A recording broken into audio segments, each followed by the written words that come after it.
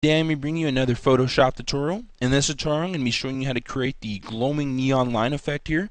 Now there are quite a few tutorials up on this already, however there are very few tutorials that show you how to create the different color flows here. So it's a very simple effect and I feel a lot of you guys would really enjoy to see this one. So what we're going to go ahead and do is bring up our image. As you see, it's the same image, just going to start from scratch here. First thing you want to do is bring up a new layer, and then we're going to bring up our pen tool.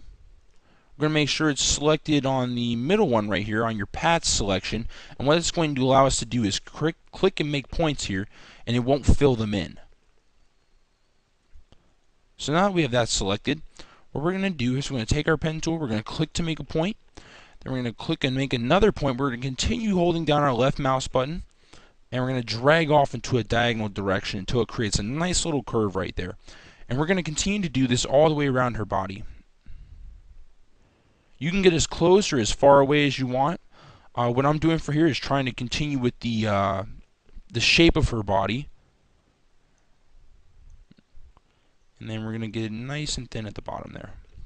Alright, now that we have that done, the next step we're going to want to do is bring up our brush tool. So we're going to hit our B key, and then we're going to right click, and we're going to scroll up to the top here. And for this one, for the image on this, I'm going to be selecting the brush size of 9. And what we're going to do is go back to our pen tool, and then we're going to right click, we're going to hit stroke path, we're going to make sure it's set on brush and click OK. As you can see, it just stroked the entire brush path that we just made with the brush size that we selected and the color that we have. Now in order to get these lines off, you have to do is hit enter one more time. Now, and as you can see, it's just one plain color right here. Now this is where I'm going to show you how to create the multi-color effect. What we're going to do is going to create another new layer. We're going to again hit up our B key. We're going to right click. We're going to go to our size 300 brush, soft edge, and then we're going to bring up our colors. Now as you can see, it's already set to yellow, so I'm not going to be using yellow again. For this I'm going to be selecting a hot pink first. I'm just going to hold down my left mouse button and then go over certain parts of the line. And then again, I'm going to bring up another color. This for selecting, I'm going to select a nice blue and continuing following along the path.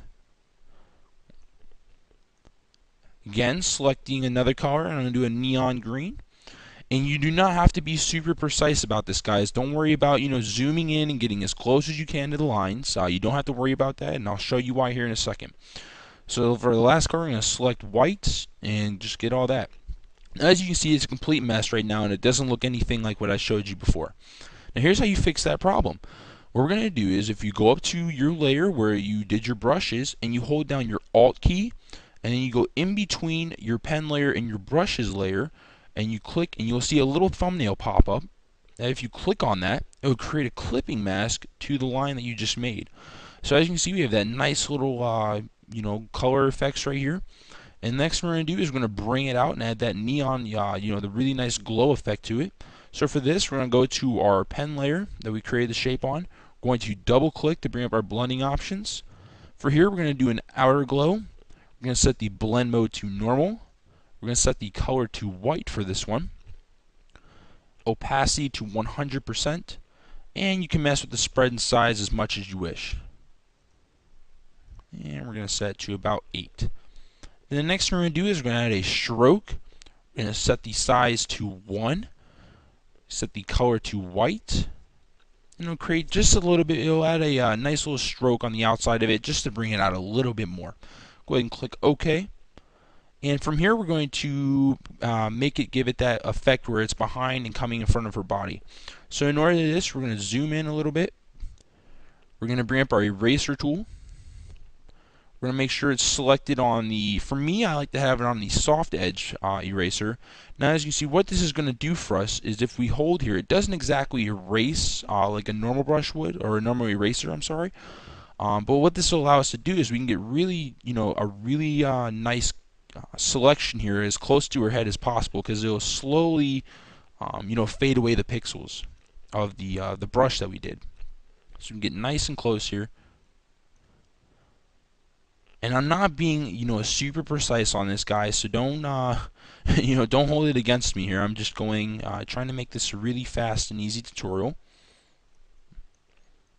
Of course, when you're going to do this on your own images, you're going to be, a lot more precise than what I'm being. But while I'm erasing this, some ideas that you guys could do for this effect. You could do them on video game characters. If you're creating a desktop wallpaper and you need something to just kind of bring it out, if it just seems a little plain and simple, you can do it on that. It's just a wide range of things you can do with this effect. So we're just gonna go ahead and erase this last bottom part here, like so. Alright, now that we have that done, we can zoom back out. And I see it's a little bright for me. It wasn't that bright in our first one, as you can see. So what I wanted to do for this is I went over here to my fill option, selected the arrow, and then I just lowered the fill ratio on it. And it just kind of, a little, I don't know, I don't really know the word for it, but it just kind of took it down a little bit more. It took the tone down and just made it flow a lot better with the background. So go ahead and zoom out, and there's our image. So again, guys, this is supposed to be a quick and easy tutorial. I hope you guys enjoyed this. But other than that, guys, take it easy.